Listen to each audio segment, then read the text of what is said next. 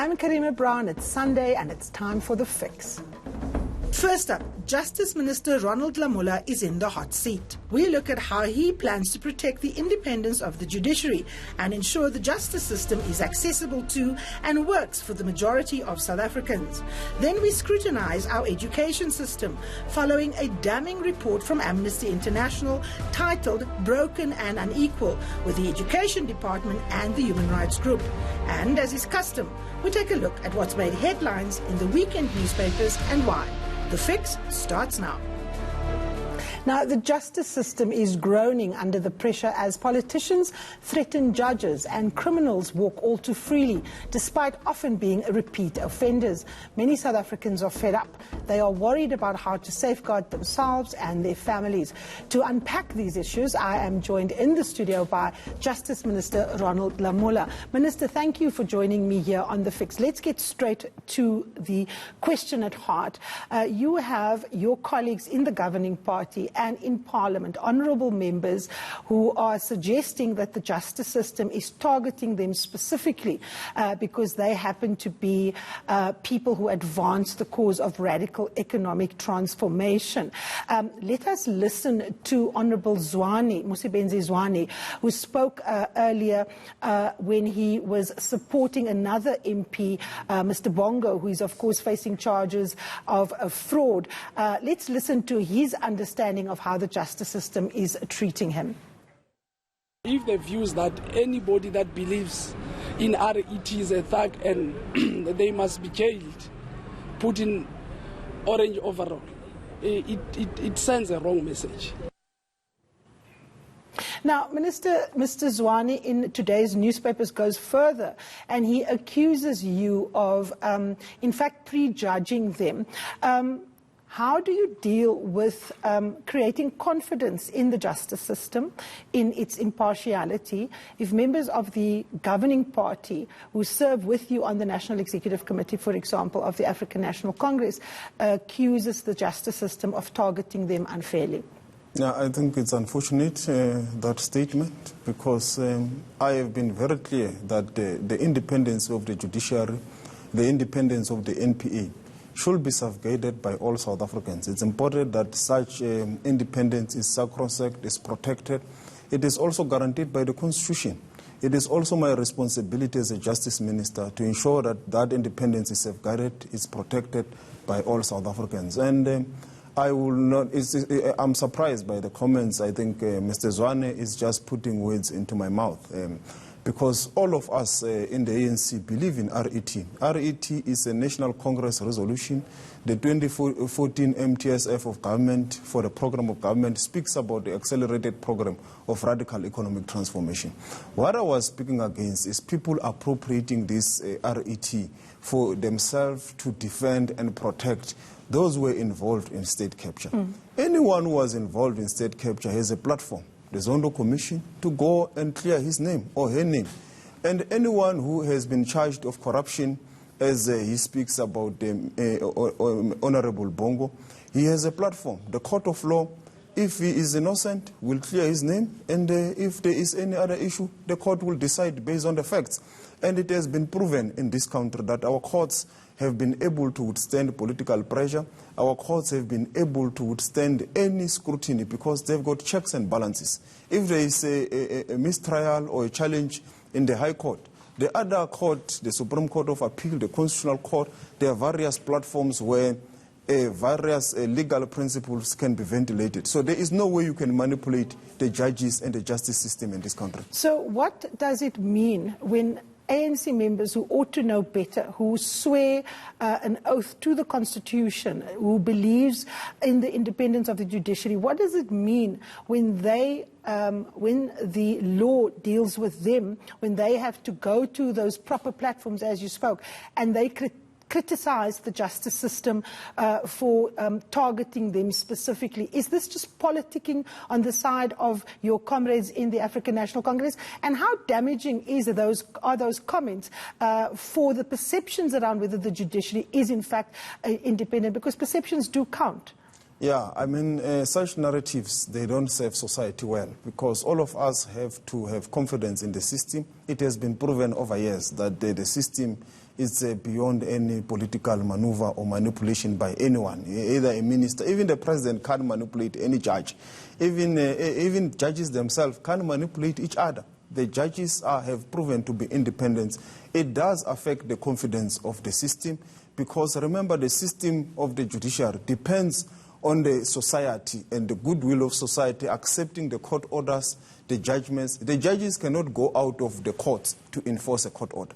So the importance of that court order and the judgment is beyond any measure. It must be safeguarded with all our lives, because if you affect that confidence and that importance of a court order and a judgment, you are going to end up with a banana republic where police, when they have to do their job, when judges and NPA have to do their job, might end up having to negotiate with criminals. And that is a very bad society. Now, we've spoken now a lot about members of your party, but other politicians from other parties have also taken swipes at the judiciary. We had a situation, for example, involving the EFF, where they've attacked judges. We've had a situation where the judge that issued the warrant of arrest that was stayed in the case of former President Jacob Zuma was attacked by members of the EFF as well as members of the African National Congress. What does it mean when politicians target judges?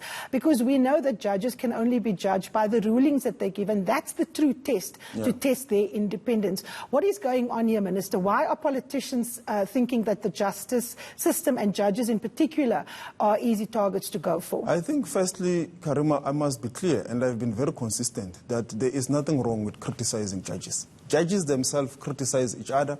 Academics criticize judgments, but it must be based on the facts and the law. You cannot go on an unwarranted attack on the person of the judge and cast aspersion on the judge. That is what is wrong with the current narrative and the current political discourse. So if anyone wants to criticize a judge, it must be based on the facts and in front of the judge and what the law says, which is a fair and balanced criticism, which is warranted. Any academics does it. Any South African can do it. But casting aspersion on the judge, casting conspiracies, that is what undermines the confidence of the system. And that is what we must never allow, because that then obfuscate or hide people who must be accountable to the system. People must engage with the system. If they've got any evidence to clear themselves, the system is there to help with that process. And it is geared and built for that purpose. Hence, it has got all checks and balances. So any aspersions on the judges must be condemned. It's wrong. Criticism, yes, it can be done, but it must be done in a fair and balanced way, which still retain the dignity of the system. Now, of course, you are the political head of the entire process. There are dotted lines between you and various institutions, one of which is, of course, the National Prosecuting Authority. There's a dotted line there. Last week, when I interviewed former Justice Johan Kriegler on this very program, he said that it's important that Shamila Batohi, the head of the NPA, takes the nation into her confidence if she is struggling, because there is a sense that there is a lag in terms of dealing with corruption. Do you share that view? Precisely because you have, for example, given the National Prosecuting Authority legal minds to work with to expedite some of these matters. What, in your view, bearing in mind that you are not allowed to tell the NDPP who to prosecute, what should be the responsibility of Shamila Batohi to the South Africans who are waiting patiently for justice to be done? I think from our side, we are confident that the NPA, they are doing their work. Are they doing it fast enough, though? Remember, we have just given them money. I mean, it was given through the MTSF to fill various vacancies, including the issue of the senior councils. It was approved somewhere in September or April. And when you look at the matters before them, it's very sophisticated, highly complex matters which you cannot just dispose and deal with them on a day. So it's important that they deal with the facts in front of them, and as a time arises when they are ready, they will be able to tell South Africans this is the situation. But I think it's important that we give them the space, we allow them to do the job. I understand the concerns of society, people are becoming impatient and so forth. But that impatience must also be measured against the reality that the NPA was an eroded institution. They have not been able to to fill vacancies for almost 5 years. It's only now that they are starting to fill vacancies. They had almost a 20% vacancy rate. Let me pause right there. You are acknowledging that the NPA is a deeply broken institution, and yet it must implement. Are you satisfied that the personnel in the NPA are suited, particularly the provincial heads, because these institutions were targeted specifically, but not just the heads of these institutions were targeted, Minister. The provincial heads were also targeted, and Shamila Batoy do not choose her provincial heads. That is left, of course, to the President and to Parliament. How satisfied are you with the quality of the National Prosecuting Authority heads in the different provinces? Obviously, there will be grey areas there and then. But from our side, the reason we have allowed them and said they can decide if they want to use external counsel was precisely to close the gap when they are there, while they are in the process of renewal, in the process of rebuilding. There are various issues that affect the NPA across the country. You can name them. The Commission has dealt with some of the issues, but there are also issues that are simmering from time to time, issues of racism being raised by prosecutors across the country. And I think the NPA is addressing and responding to most of the issues.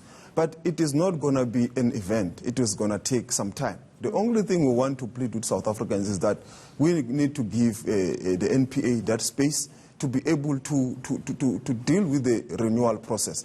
We are giving them the support, as we've said, for them to be able to handle the situation. I'm convinced that with time, we will now begin to see the fruits of what we are planting into the NPA. Minister, Justice Johan Kriegler also warned about this question of taking cases to court when they are not ready and then going at them again and again and being accused of, being vexatious about prosecuting individuals.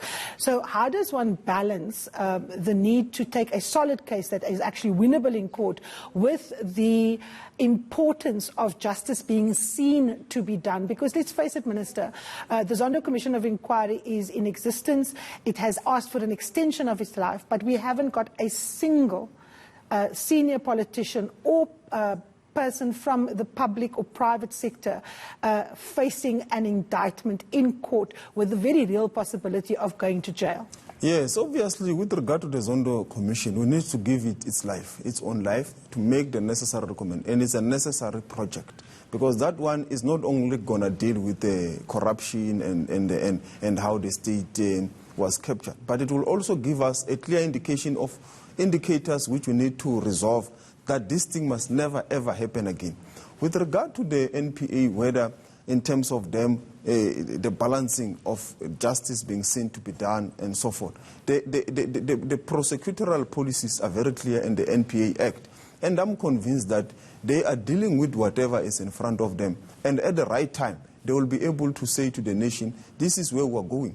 But also when you look at the work that already is being done to cancel the contracts by the Special Investigation Unit and Transnet, and ESCOM, including the unit of Kronje, you can see that there is progress. Steady. Okay, Minister, hold that thought. We're going to come back to the progress and more with this week's big hitter in a moment. We're just going to take a short break. This is The Fix with me, Karima Brown.